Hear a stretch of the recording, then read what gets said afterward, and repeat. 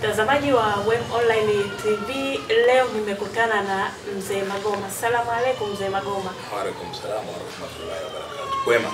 Kwema kabisa, sijui wewe. Mimi niko bol. Mambo bol. Mzee Magoma, Simba imecheza na mashabiki na wadau wa Simba wanataraji kombe na wanahamnalo kabisa, lakini juzi wamekula mbili kule. Unajua kufungwa ni moja ya mpira, ndio ni kanuni zake. Draw au ushindi. Simba kupigwa goli mbili kwangu mimi goli dogo. Dogo sana. Wewe ulitaka wapigwe ngapi? Ama ilitakiwa wale ngapi pale? Yaani kama ilikuwa ule mpira jinsi ulivyo, Simba kufungwa goli tano. Unaelewa? Yaani ingekuwa tunapata marefali wetu hawa hivi lile goli la offside, goli ambao wamesema kazidi kwa shati, goli sawa bwana, zile penalty mbili zote zilikuwa goli, si chini ya goli tano. Unaelewa? Lakini mpaka Simba wanahimili kwa kufungwa goli mbili. Kwa Simba mcheza vizuri. Mcheza kikubwa. Mcheza kikubwa. Na wanacheza kwa mbinu, yani unajua kabisa kwamba hawa kuna kitu fulani wamefundishwa. Kama tucheze kulingana na uwezo wetu. Tunajua kwamba hapa tutafungwa tu. Lakini tusifungwe idadi kubwa ya magoli. Sasa unapoimba nyimbo ile na wachezaji wakikuelewa, na game ukikamata katika njia kama hiyo, bado Simba wana nafasi kubwa. Kwa hiyo unaona kombe linaweza kuja nyumbani. Yaani mimi kwangu mimi lakini naomba liwe hivyo. Naomba liwe hivyo kwa sababu tutakwenda hivi mpaka lini? Yanga kafika robo, Yanga kafika finali, Simba kafika robo, Simba kafika finali, tunaondoka, tunatolewa. Haileti maana. Labda kwa Yanga naweza kaizungumza kitu kimoja tu kwamba haina bahati ya kucheza finali nyumbani. Sawa? Lakini Simba mara nyingi sana ina bahati ya kucheza finali nyumbani. Hata makombe yake Simba anachukua. Anachukua nje ya nchi. Anachukua nje ya nchi ni Yanga pekee. Yanga wamekuwa bora zaidi nje kuliko ndani. Tunakumbuka hata Yanga juzi tumetolewa. Tumetolewa katika mashindano ya kombe la Afrika, tumetolewa nyumbani. Yaani hawana bahati ya uwanja nyumbani kutumia vizuri kama Simba. Simba wana bahati ya kutumia vizuri uwanja nyumbani. Lakini ugenini mara nyingi sana Simba anafunga. Ni kwa nini inakuwa hivyo Mzee Magoma? Kwa tafiti zako ndogo zile. Sijui hata sielewi ni kitu gani ambacho kipo. Labda sijui yani siwezi kujua ni nini, labda sijui tunafanyana fikiso wenyewe kwa wenyewe Yanga na Simba au sijui ni nini, sijui nazungumza vipi. Kwa sababu naweza nikapita njia nyingine ambayo sio. Nikawaimaanisha watu kwamba Magoma kaongea ni hivyo alivyosema. Unajua mimi na watu wangu kwamba Magoma kaongea ni hivyo ilivyo. Sio? Sasa kuwamaanisha watu wangu katika njia nyingine. Hilo ninasemea tu kwamba Yanga hawako bora wakiwa nyumbani. Huenda ikawa wana urembo. Kwa sababu tutafunga. Umeona? Kujiamini sana. Sasa ule kwa sisi umetawala. Tofauti na Yanga akiwa nje. Jaza wewe uwanja wako hata ukiwa na watu 60,000 wote ni Waarabu watu. Lakini Yanga akiwa nje atakufunga hapo. Unaelewa? Au atacheza mpira vile anavyojua. Itokee tu bahati mbaya sana Yanga kufungwa nje.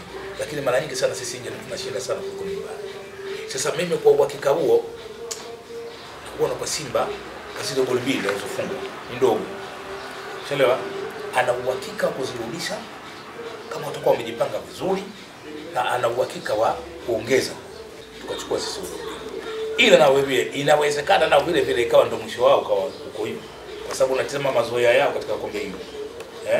Ishawahi kufika hiyo finali kabla kombe haijakuwa kombe la ligi ya mabingwa. Kabla haijakuwa katika mfumo wa ligi.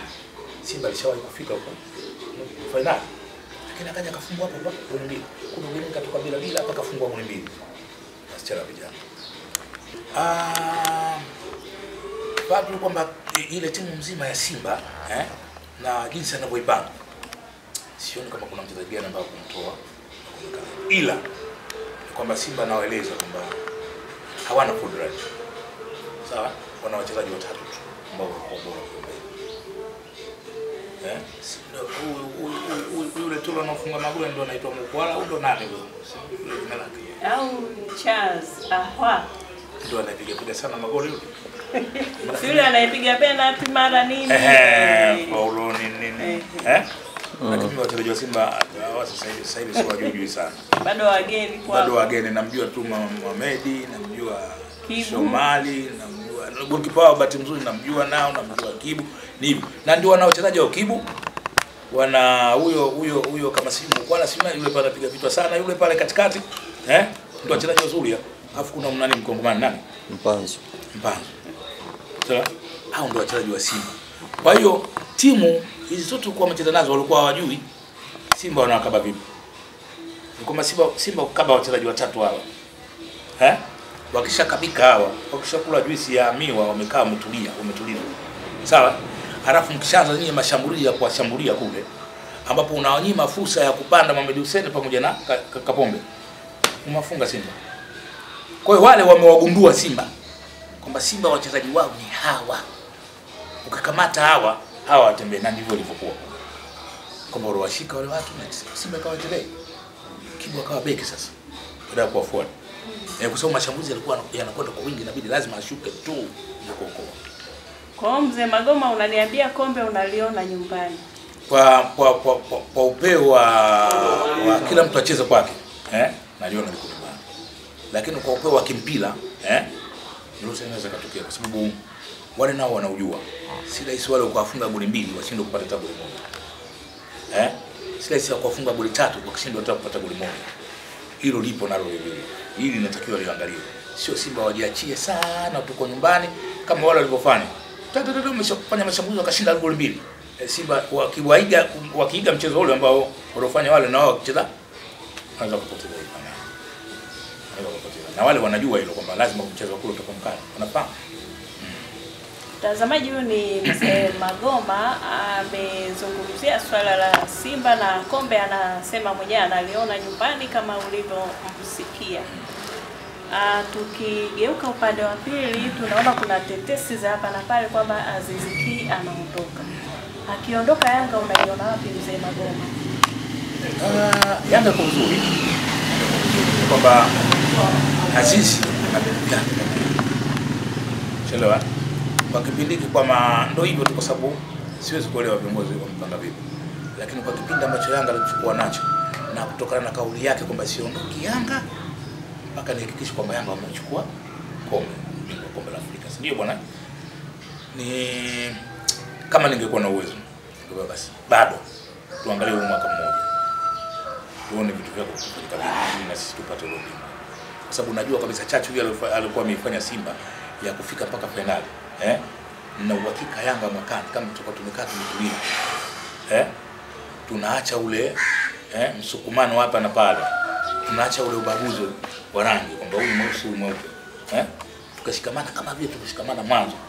Yanga ina uhakika kufika finali. Sio? Na ndio timu yangu hata mwaka huu nilikuwa nategemea kwamba Yanga inaingia finali, lakini uzembe wa viongozi wangu, madaraka yakiwa zaidi kwa mtu mmoja. Maneno matamu ndivyo walivyoona sasa. Vitendo vichache. Sasa kile kitendo cha kuondoka yeye kwenda Dodoma, akarudi akaingia uwanjani saa 9. Kimepoteza kila kitu. Sababu ulikuwa yeye ndio kila kitu anacho. Kashajivesha mabomu yote kila kitu anacho yeye. Sasa wewe umeondoka unamwachia nani? Hata kutoka kumwachia atakuwa ni boshen tu. Kwa hiyo Yanga wamecheza kwa kujiamini sana nyumbani. Wakashindwa kuelewa kwamba ule mchezo unatakiwa umalize mapema. Natakiwa tumetolewa kizembe tu. Timu yetu ambayo ina timu ambayo yenye wachezaji wa timu za taifa 7 ambao wote wanacheza katika timu za taifa. Inatolewa kizembe. Sio ile kitendo nadhani tunarudisha mioyo ya wanachama imewakera. Sasa ukero wa kule kwa wapenzi na Simba kufanya vizuri aidha alibakishe kombe au liondoke kombe, lakini hatua alikuwa aliyofikia yeye hata kama kakosa kombe Yanga watataka uchukue. Ndipo vilivyo vilabu. Ligi ya mabingwa kwamba kwa mara ya kwanza katika ligi ya mabingwa katika nchi yetu ya Tanzania Yanga ndio alifika finali. Sawa, Yanga katika ligi ya mabingwa Yaani ile mifumo ya ligi tunacheza nao. Sio ile ya kurusha shilingi. Yanga ndio kama finali. Simba kaliangalia hilo.